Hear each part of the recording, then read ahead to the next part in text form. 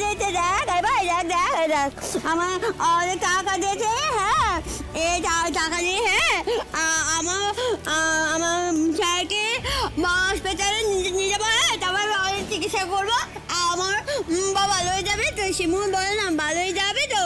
হয়ে যাবে পুতুল দি, তীর্থদা ঠিক সুস্থ হয়ে যাবে। দেখো আমাদের কাছে যা আছে কুড়িয়ে বাড়ি ঠিক টাকা জোগাড় করে নেবো, গয়নাগাটি যা আছে সব বিক্রি করে দেবো। একটা মানুষের প্রাণের থেকে তো আর গয়না বড় হতে পারে না। আচ্ছা, আমার স্যার ভালো হয়ে যাবে তো বল। হ্যাঁ, আমার স্যার ভালো হয়ে যাবে না? আচ্ছা, ডাক্তারবাবু তো বললো তাই না, আমাকে একটুখানি দেখাতে নিয়ে যাবে রে স্যারকে, আমি একটু দেখবো। শোন, তাড়াতাড়ি চল, আমাদের একটু যেতে হবে রে দিদি। তীর্থদাকে নিয়ে তো অন্য হসপিটালে ভর্তি করতে হবে, দেরি করা যাবে না, চল। ভাই, স্যার বেঁচে যাবে তো বল? নিশ্চয়ই বেঁচে যাবে। তুমি এত চেষ্টা করছো, এভাবে রাস্তায় রাস্তায় ঘুরে ঘুরে গান গাইছো তুমি। পুতুল দি, এটা ইতিহাসের লিখে রাখার মতো ঘটনা গো। আজ তীর্থদা যদি সত্যি সুস্থ হয়ে যায় না, দেখবে তোমাকে নিয়ে অহংকার করবে। আমি তোমাকে বলে দিলাম পুতুল দি। অহংকার কো গেছে, দূর বোকা মেয়ে, সত্যি তুই কি বলিস না শিমুল, আমার স্যার অসুস্থ হয়েছে, আমি তাকে সুস্থ করার জন্য বউ হয়ে চেষ্টা করছি, তাই না? এই অহংকার করা কি আছে? সত্যি বাবা, তুই যা বলিস না। দিদি, তোর জন্য তীর্থদা ঠিক বেঁচে উঠবে, জানিস তো? ভালো হয়ে যাবে, দেখিস তুই তীর্থদাকে কতটা ভালোবাসিস। দেখ না, এই যে শিমুলের জন্য তো আজকে আমি ভালো হয়ে গেছি। তীর্থদাও একদিন ঠিক ভালো হয়ে উঠবে রে। হ্যাঁ, আমার বউটা খুব ভালো, ভালো মানুষ তো, নিশ্চয়ই ভালো হয়ে উঠবে। চল, আর দেরি করা যাবে না, চল।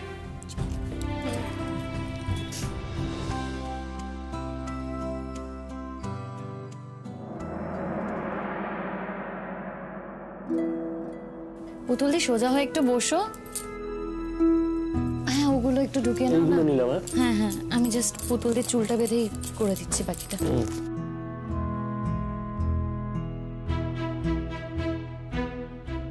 বলি, ভিতরে আসতে পারি?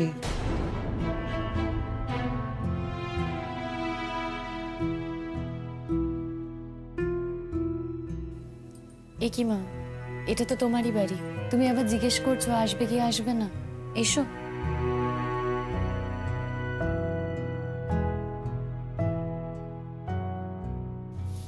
হ্যাঁ বলো মা, কিছু বলবে?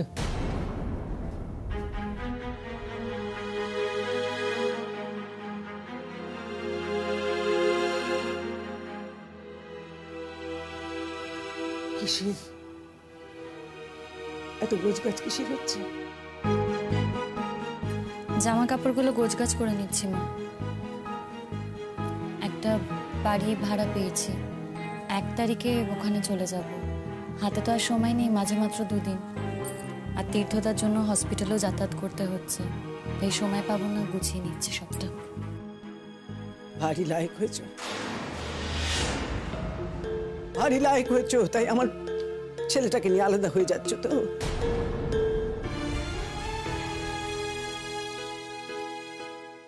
মা, তোমার ছেলেকে নিয়ে কিন্তু আমি আলাদা হতে চাইনি। তোমরাই আমাকে এ বাড়িতে রাখতে চাইছো না, নানান কথা বলছো।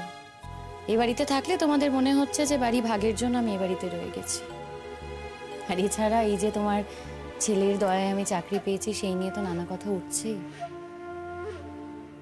মা, একটা কথা ভালো করে ভেবে দেখো তো, আমি কি নিজে থেকে এ বাড়িতে আসতে চেয়েছিলাম? আমি কিন্তু আসতে চাইনি, তোমরা সবাই জোর করেছিলে বলেই আমি এ বাড়িতে এসেছিলাম। আর তোমার ছেলেকে নিয়ে আলাদা হওয়ার কথা বলছো, আমি কে ঠিক করার তোমার ছেলে কোথায় থাকবে থাকবে না? আমি তো কেউ নই। তোমার ছেলের বুদ্ধি আছে, সে নিজে ঠিক করবে সে কি করবে করবে না। তাই প্লিজ তুমি তোমার ভুল ধারণা নিয়ে বসে থেকো না।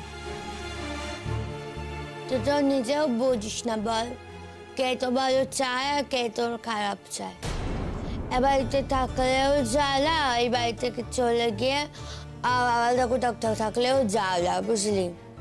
তোর নিজের বৌদ্ধকার মতো কোনোদিন হলো না। আমি একটা অসুকালা মেয়ে, আমার মাথাতেও যেটুকু বুদ্ধি আছে তোমার তাতেও ভগবান সেটা বুদ্ধি দেয়নি রে।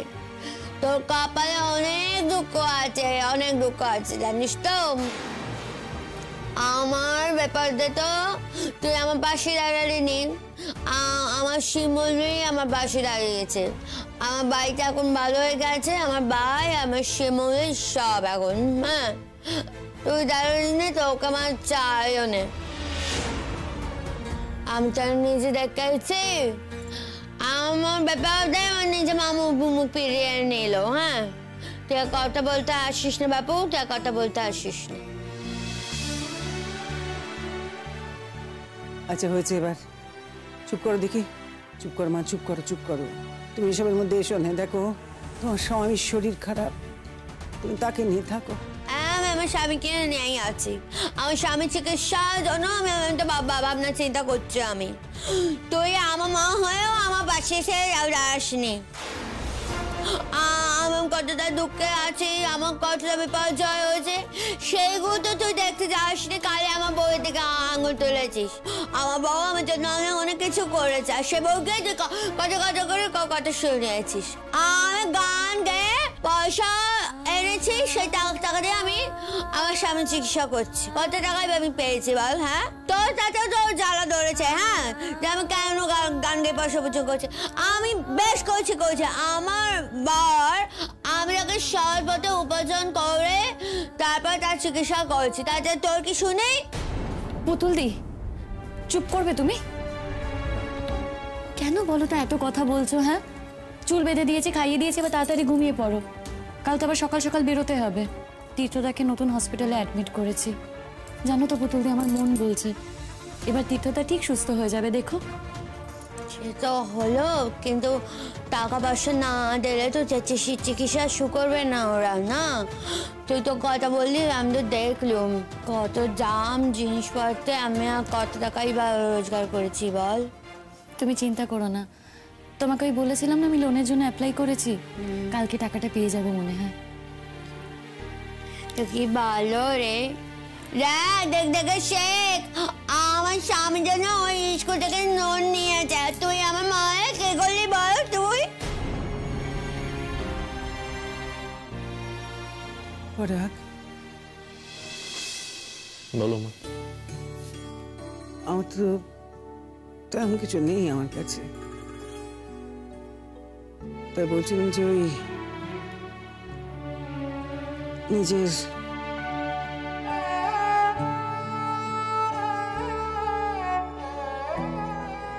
কয়েকখানা গয়না আমার এখনো আছে, তাই তোমার কাছে দিতে এসেছিল। এটুকু ভাঙিয়ে তুমি আমার জামাইয়ের চিকিৎসার কাজে লাগিও না। আমার গয়না লাগবে না, ওই গয়না তুই তোর কাছে রেখে দে। গয়না নিয়ে আসে মহান হবে নিয়ে এখন। আমার লাগবে না গয়না। আমাকে বলেছে আমার গয়না আছে। হ্যাঁ, যখন টাকা পয়সা দিয়ে সামনে যাবে না তো তখন গয়না দিতে হবে, তার আগে লাগবে না গয়না। তোর গয়না তো আমার লাগবে না, তোর গয়না নে, তোর ছোট বড় পাপ বিসর্জন দেখে যা। এমনি তাই তো তোর গয়না দুদিন বাইরে কেড়ে নেবে, তাই না? এখন দিলে তাহলে তুই পেনে বেঁচে যাবি একটু।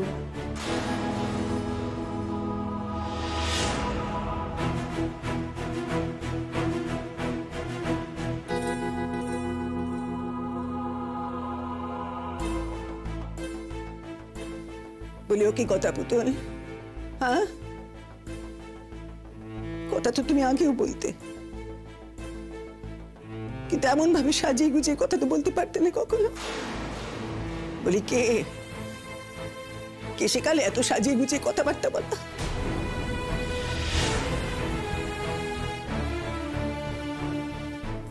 তোমার নিশ্চয়ই মনে হচ্ছে মা কথাগুলো আমি শিখিয়েছি পুতুল দিকে। যেহেতু পুতুল দি সারাক্ষণ আমার সাথে থাকে তাই তোমার মনে হচ্ছে, তাই তো? মানে কথাটা তো তুমি আমাকেই মিন করে বললে। দেখো মা, পুতুল দি যে এই কথাগুলো বলছে সেগুলো সবটাই সত্যি, কিন্তু আমার না আর এই কথাগুলো আলোচনা করার মতো সময় নেই। তোমার মেয়ে এখন সংসারী মানুষ, তাই তুমি যতই মনে করো যে তোমার মেয়ের মাথায় বুদ্ধি নেই, কিন্তু আমি মনে করি যে তোমার মেয়ের মাথায় একটু হলেও বুদ্ধি আছে। আমি জানি না তুমি কি মনে করো, আমি জানি না তোমার মনে হয় কি না যে তোমার ছোট বউ তোমার দুরবস্থা করবে। সেটা যদি মনে না হয় ঠিক আছে, কিংবা আমার কাছে হারতে চাও না বলে হয়তো এটা স্বীকার করতে চাও না। তবে একটা কথা তোমায় বলে রাখি না, যদি ভবিষ্যতে কোনো সমস্যা হয় আমাকে না বলতে পারো, কিন্তু তোমার ছেলেকে জানাতে ভুলো না। এই পরাগ, কি ব্যাপার রে? হ্যাঁ? তোদেরকে আমি এত কষ্ট করে ছোট থেকে এত বড় করলাম কিসের জন্য? কিসের জন্য শুনি? এই বড় হয়ে বউকে নিয়ে আলাদা চলে যাবি তাই জন্যই? তাই জন্যই তো, সেই জন্য এত কষ্ট করে বড় করেছিলাম।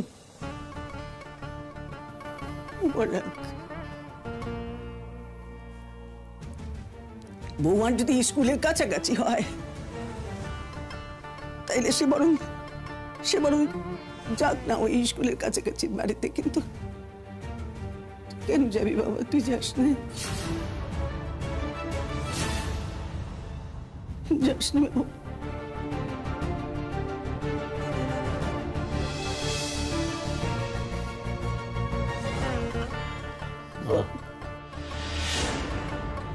মা তুমি আমাকে ক্ষমা করো মা, এখন আর সেই দিনটা নেই। জানো তো, এখন শিমুল যেখানে থাকবে আমাকেও কিন্তু সেইখানে গিয়েই থাকতে হবে।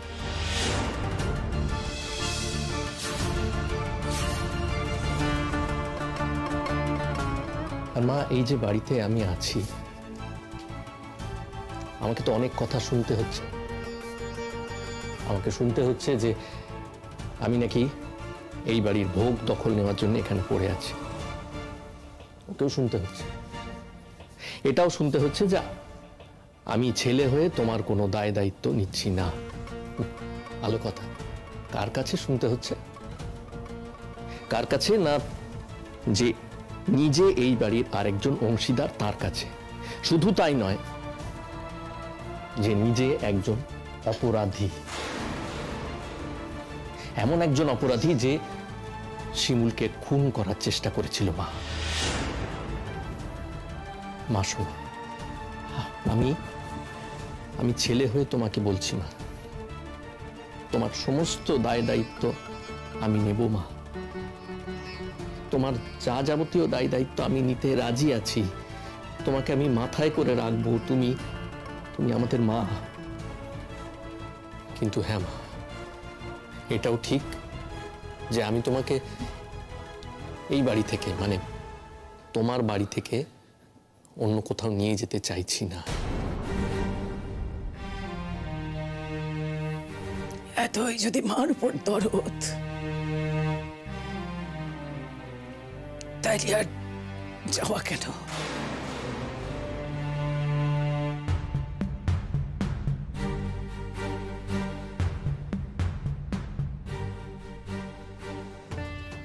বলছি, মা যখন চাইছে না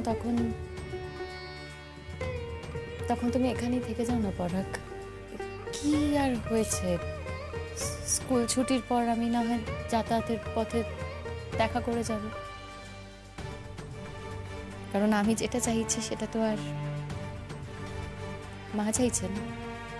আর ভগবান, এখন একটুখানি ছেলে বউ ভাব জমেছে আর উনি আসছেন দুজনকে আলাদা করতে। কেন লো? হ্যাঁ কেন রে? আমার সঙ্গে যদি তোর জামা এমন কাজ করতো তাহলে তুই ভালো লাগতো? তোর ভালো লাগতো? তখন নানা করতে শোনাতি তাকে।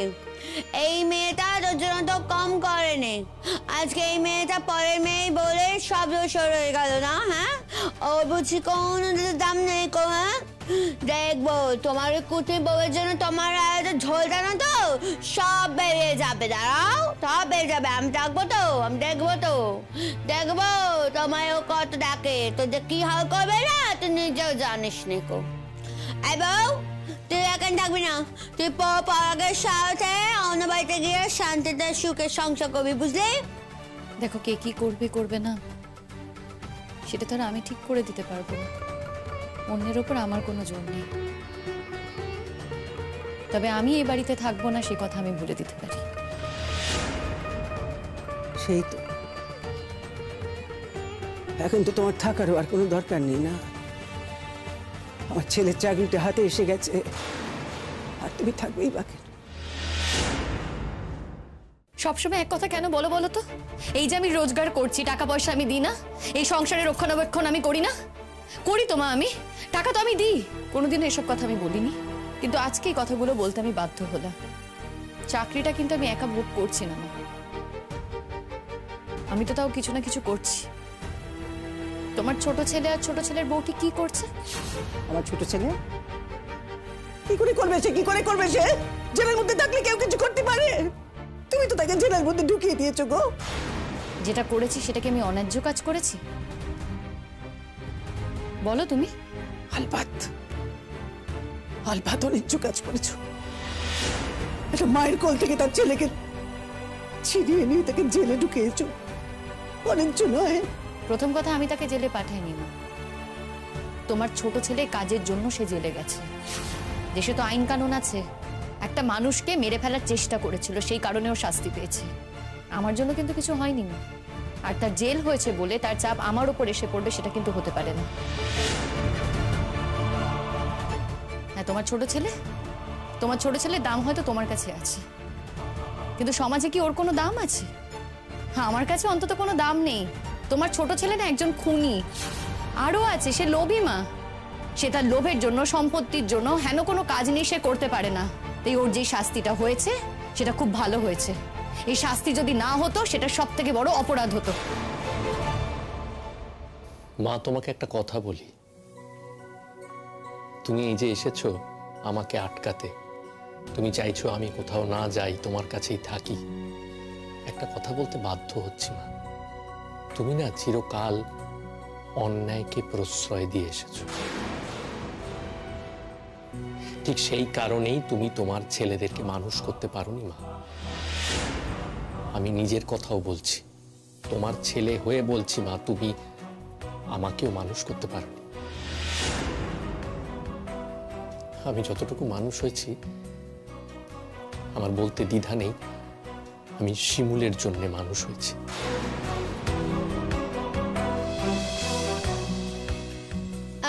ঠিক কথা একদম। শিমুলকে দেখে মানুষ হয়েছি, ওর মনুষ্যত্ব দেখে আমি আজকে মানুষ হয়েছি। আর তোমার ছোট ছেলে, সে কি দেখবে? তার সামনে তো এমন কেউ নেই যাকে দেখে সে মানুষ হতে পারে। তুমি চিরকাল ওকে প্রশ্রয় দিয়ে এসেছো মা, সেই জন্যেই কিন্তু আজকে ওর এই পরিণতি। ভালোই হয়েছে একদিক থেকে, ও তো জেলে গেছে, মানে সংশোধনাগার, যেখানে গেলে মানুষ সংশোধন হয়ে ফিরে আসতে পারে।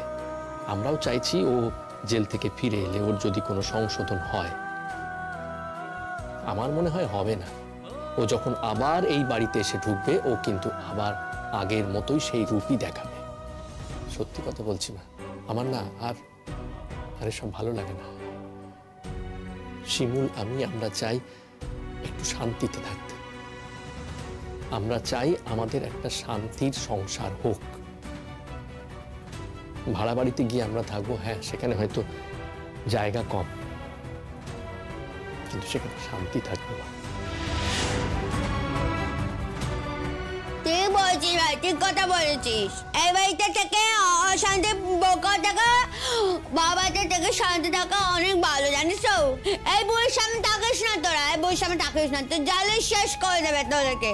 এখন বাবাতে থাক, পরে টাকা জমি নিজেরা বাড়ি করিস, আর এই বুড়ি থাক, নিজের বাড়ি আসো শার্ট করে তাও। হ্যাঁ, এই যে ছোট বৌমা, ছোট বৌমা ওকে কত দেখে আমরা দেখবো, আর ছোট ছেলেকে ছাড়ানোর জন্য তো একেবারে অস্থির হয়ে গেছে। হ্যাঁ, ও ছোট ছেলে তো একদিন না একদিন এলো বলে তখন কি স্বরূপ ধারণ করে তো আমিও দেখবো, তাই না?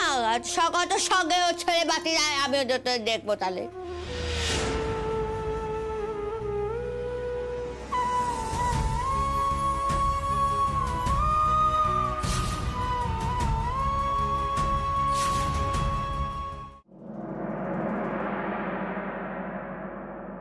দেখুন, আপনাদের পেশেন্ট ক্রিটিক্যালি ইল, তাই ডেকে পাঠাতে হয়েছে। আমরা ভেবেছিলাম উনি একটু রেসপন্ড করবেন, কিন্তু কোনোভাবেই রেসপন্ড করছেন না। আমাদের তরফ থেকে যা যা করণীয় তা সবই করেছি, তারপরও যদি কিছু কাজ না করে তাহলে আমরাও সত্যি বুঝতে পারছি না কি হবে। এখন ঈশ্বরকে ডাকা ছাড়া আর কিছু করার নেই। কি বলছেন কি আপনি? আপনাদের এত বড় হসপিটাল, এত ভালো ব্যবস্থা বলেই তো পেশেন্টকে এখানে নিয়ে এসেছি, তারপরে যদি এই কথা বলেন। দেখুন প্লিজ, আপনারা কিন্তু আমাদেরকে এইভাবে হেল্পলেস করে ছেড়ে দেবেন না। ডক্টর আসছে, কথা বলে নিন। ইনি ডক্টর মালহোত্রা, পেশেন্টকে দেখছেন। হ্যাঁ বলুন। স্যার, তীর্থ চ্যাটার্জির বাড়ির লোকজন। স্যার কি শুনছি বলুন তো আমরা? দেখুন, আর একটাই উপায় আছে। এবারে সেই সাপোর্টে রাখতে গেলে প্রচুর টাকা খরচা পড়ে যাবে, এবং উনি কখন সেখান থেকে বেরোতে পারবেন সেটাও আমাদের জানা নেই। কিন্তু সেই অপশনটা তো আমাদেরকে বলা হয়নি। না না, সেই অপশনটা আপনারা অ্যাফোর্ড করতে পারবেন কিনা সেই জন্যই তো আপনাদের ডাকা হয়েছে, সেটা বলার জন্য। ডাক্তারবাবু, কত কত কত টাকা লাগবে? 15 থেকে 20 লাখ টাকা তো বটেই।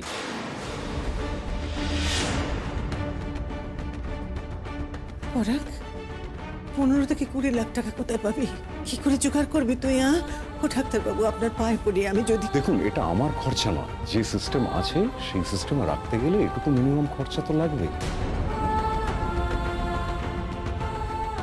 ডাক্তারবাবু, আপনি টাকা পয়সা নিয়ে ভাববেন না, যে করে হোক আমরা টাকা পয়সা জোগাড় করবো। আপনি ট্রিটমেন্ট শুরু করুন প্লিজ। ঠিক আছে, আপনাদের কনসেন্টটাও নেওয়া দরকার। আপনারা প্লিজ একটু তাড়াতাড়ি সইটা করে দিন। ওনার স্ত্রী আছেন তো?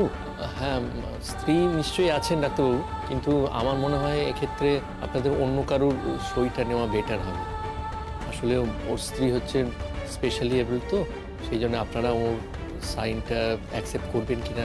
অন্য একজন থাক, কিন্তু ওনার স্ত্রীর সইটাও দরকার। এবারে আপনারা অফিসিয়ালি সই সাবুত করে দিলে আমরা সব রকম বন্দোবস্ত করতে পারবো, কারণ এত বড় কাজ তো আমরা আপনাদের কনসেন্ট ছাড়া করতে পারি না, বুঝতেই পারছেন।